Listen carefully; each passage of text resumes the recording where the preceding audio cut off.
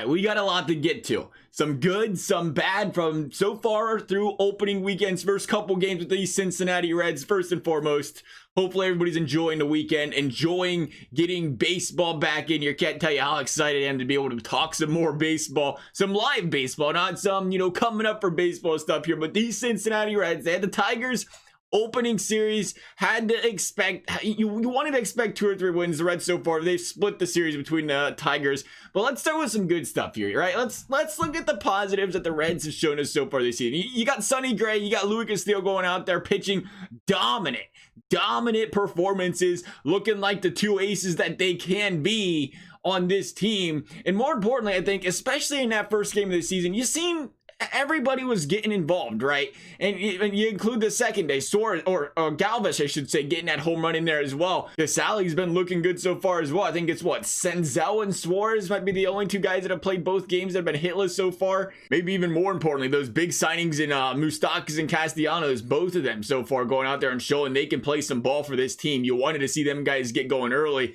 It's looking like that's going to be the case. So that's a big sign there for the Reds. And maybe even more importantly here, the starting pitching's looking good. It looks like the bats are going to roll. Even more importantly, though, we've hinted at this before, Joey Votto. If this guy can play at the elite Joey Votto potential that he has, oh man, does it get scary playing these Cincinnati Reds. And he has been on fire through 2 games. You talk about a guy who's lined out 3 times to the first baseman. Those are doubles waiting to happen right there if there wasn't a guy on first. Besides that, though, the guy's, a couple dingers. He's making strong contact. He's looking good. You talk about it again, you bring up a Votto that gets on 45% of the time with Moustakas, Suarez, Castellanos behind him. It's going to get scary. And if Votto can do that all season, that is going to be a huge help for this Cincinnati Reds offense here. And overall, the starting pitching's been looking promising. The hitting, I'll even say it, even the bullpen does not concern me right now. There's one thing that concerns me, and I know it's the second game of the season, and I know it's easy to go out there and scrutinize that. We'll get to like raisel, iglesias, probably more in depth in this everybody. That's going to be a long talk there. But I'm looking at what glared at me start of the series. If you would have told me you're going to have Shogo Akiyama, Jesse Winker, Nick Senzel, and I'm missing somebody here. Still missing somebody here. Senzel, Castellanos, Akiyama, Winker. Did we name 4 guys? Might have. Those 4 guys, and 2 of them weren't going to be in the starting lineup in opening day. You would have had me fooled. You would have had me fooled by a mile, and that was the case because the Reds started Davidson and Irvin. I mean, I get the Irvin deal, but Davidson, I don't care how good his preseason was. This guy's a career 225 hitter. This is a 60-game season. Everything's must win. You brought these guys in. You paid these guys to play, and he starts the opening day. Congrats to him. Great accomplishment. He had to be very happy to go out there and start that. I mean, I get kind of, what Bell's thinking there. You bring these guys in, get them some ABs later in the game. You didn't get this full spring training type of deal. You get more of a 2.0 condensed one. You want to get some guys more bats. I get it.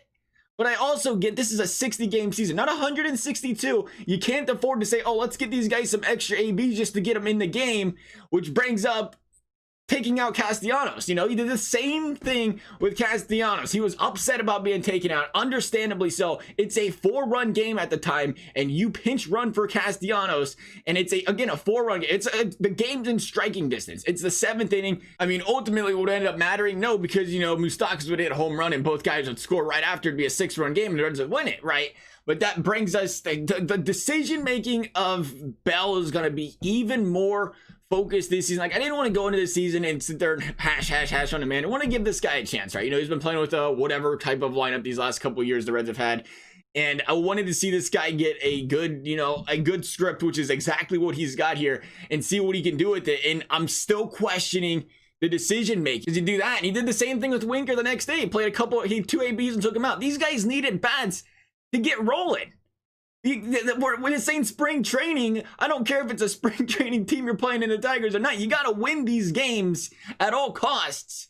Period. This ain't your get your guys in the lineup and get them some extra ABs. And unless you're up, 7-1 at that point, hey, let's get the relievers in there that might not go in, close situations. We've seen those guys come in. Let's get some hitters ABs. That's great. You're up 6 runs. Make it happen. But in a tight game, in a tie game, making changes, I just don't understand it. And we're going to talk about it. Let's talk about this 3-1 Cincinnati Reds lead. And this is, maybe it's me. Maybe I'm wrong. And I was out of the circle, out of the loop here. But as a Reds fan, I looked at this bullpen, raisel, Iglesias, closer. And then you had two bona fide setup men in Michael Lorenzen, Amir Garrett. It's the 7th inning. It's a 2-run game. You don't bring either one of them in. You bring in Robert Stephenson. And don't get me wrong, Stephenson, solid season last year. But again, I don't think that was his role. I think you bring in one of those other two. So what happens? He gives up, he gets these guys on base. His 3 at-bats, he doesn't look good out there. Lorenzen comes in, gives up a home run. He came in, though, with guys on base. That should have been a clean inning for Michael Lorenzen, much like we've seen a clean inning for Amir Garrett, where he went out there and took care of business. Where was that at? Where was that at in the 3-1 game? And you know what happens then? We get to this Iglesias thing. Iglesias blew the game. Guess what? Who didn't see that happen? The guy has a plus 300 batters are hitting against him in tie baseball games.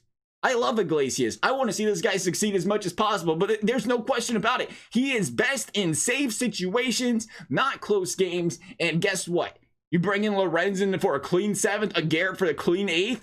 It's a safe situation. It's a different story. Maybe something, I know it's ifs and buts, hindsight 2020, but you wonder, what does Iglesias do with the lead? Do the Reds clamp it down? 1-2-3, 1-2-3, 1-2-3. Game over. Reds win. But instead, he comes in 4-4 game, struggles against the bottom of the order, blows the game. Reds lose 6-4.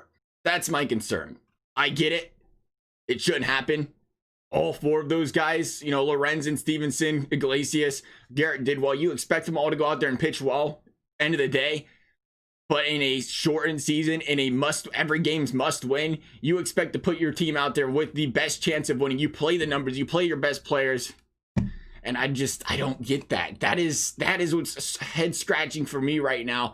Game 1, game 2 of the season, and he's worried about getting every guy reps. This isn't pee-wee baseball. Everybody doesn't have to hit unless, they want to eat again. The 6-run leads, that's great. But at the end of the day, past that, it's only 2 games. It's easy to criticize a loss. It really is. It's easy to, bring out the bad in it. At the end of the day, though, it's been promising. Again, we brought it up. The hittings looked great. The starting pitching has been dominant. The bullpen, we have faith in. I ain't going to worry about one bad outing out of these guys that's going to derail them. Got faith in all of those guys. Again, Stephenson included. Not trying to doghouse this guy here. Stephenson included, that's going to pitch really well. I think Iglesias can bounce back. I wonder how long that leash is going to be. Different story, different day, I guess, right? But I think this team's got all the pieces. I ain't going to look past one blown game. It hurts. It's been a while since we've seen the Reds do that to us. Not concerned about it yet, though. You got to keep on pushing forward. You got to win Sunday. You got to take at least 2 against the Cup, and you got to sweep the Tigers next time they come around. You had a chance to do it this time and you didn't, but you have to win these close games against bad teams or you will not make playoffs. And that's just cold hard facts right there for the Reds. They can't afford to do this too many more times. Hopefully it doesn't happen though. Go Reds, baby.